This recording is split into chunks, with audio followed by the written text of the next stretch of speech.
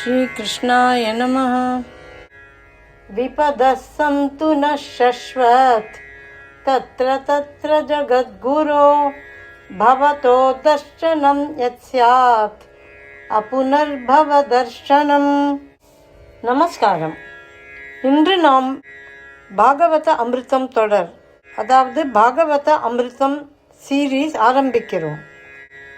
பாகவதம் ஒரு வாழ்க்கை வழிகாட்டி, வேதங்களின் சாரமாகவும் பக்தியின் உச்சமாகவும் கலியுக மனிதனுக்கு கருணையுடன் அளிக்கப்பட்ட அமுதம்தான் ஸ்ரீமத் பாகவதம்.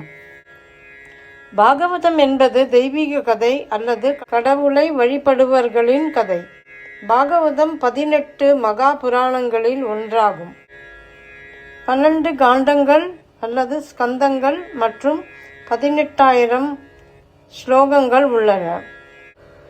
பாகவதம் என்றால் இறைவனுக்கும் அவரது பக்தர்களுக்கும் இடையிலான பக்தி உறவை விளக்கும் நூல் என்பது பொருள். பயம், துயரம், குழப்பம் நிறைந்த இந்த உலகில் எப்படி வாழ வேண்டும், எப்படி துன்பத்தை அருளாக மாற்ற வேண்டும் என்று கற்றுத்தரும் தெய்வீக உரையாடலே பாகவதம்.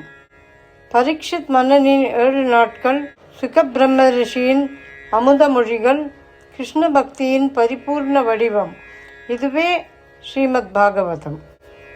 இந்த பாகவத அமிர்தம் தொடரில், இந்த பாகவத அமிர்தம் சீரீஸில் ஒவ்வொரு கதையையும் ஒரு ஸ்லோகம், ஒரு வாழ்க்கை பாடம், ஒரு உள்ளார்ந்த மாற்றம் என்ற வகையில் நாம் அனுபவிக்கப் போகிறோம்.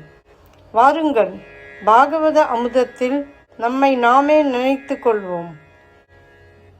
பாகவத அமிர்தம் முதல் காண்டம், 8வது அத்தியாயம், 25வது ஸ்லோகம்.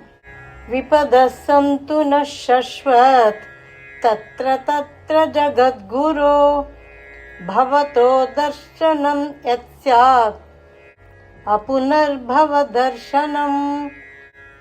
விபதः சந்து ந ஷஸ்வத் தத்ர தத்ர ஜகத்குரோ பவதோ தர்சனம் யத் ஸ்யாத் அபுனர்பவ தர்சனம். இந்த ஸ்லோகத்தின் அர்த்தம்: குந்தி தேவி பிரார்த்திக்கிறார், ஜகத்குரு, எங்களுக்கு மீண்டும் மீண்டும் துன்பங்கள் வரட்டும், ஏனெனில் துன்பம் வரும்போதுதான் உங்களை நாங்கள் தரிசிக்கிறோம். உங்களை தரிசிப்பது பிறப்பு இறப்பு எனும் சுழற்சியிலிருந்து விடுதலையை அளிக்கும். குந்தி தேவி கஷ்டங்கள் வரும்போது கிருஷ்ணரை நினைத்து அவரிடம் பக்தி கொள்வதால் அந்த துன்பங்கள் ஆசீர்வாதமாகவே கருதப்படுகின்றன என்று பிரார்த்திக்கிறார்.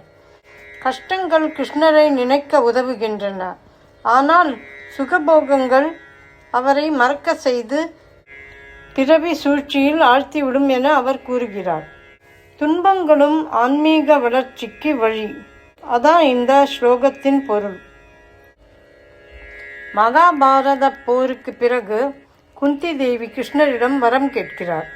செல்வம் கேட்காமல் துன்பம் கேட்கிறார், ஏனெனில் கஷ்டகாலத்தில் தான் கிருஷ்ணர் எப்போதும் கூடவே இருந்தார் என்பதை அவர் உணர்ந்தார். இந்த ஸ்லோகம் சொல்வதால் நன்மைகள்: மன உறுதி அளிக்கும், எதிர்கால பயத்தை போக்கும், இக்கட்டான சூழ்நிலையில் மன அமைதியை தரும். நேயர்கள், பக்தர்கள் இந்த காணொளியை, இந்த வீடியோவை பார்த்ததும் ஓம் நமோ பகவதே வாசுதேவாய அல்லது ஸ்ரீ கிருஷ்ணார்ப்பணம் என்று கமெண்ட் செய்யவும். நமஸ்காரம்.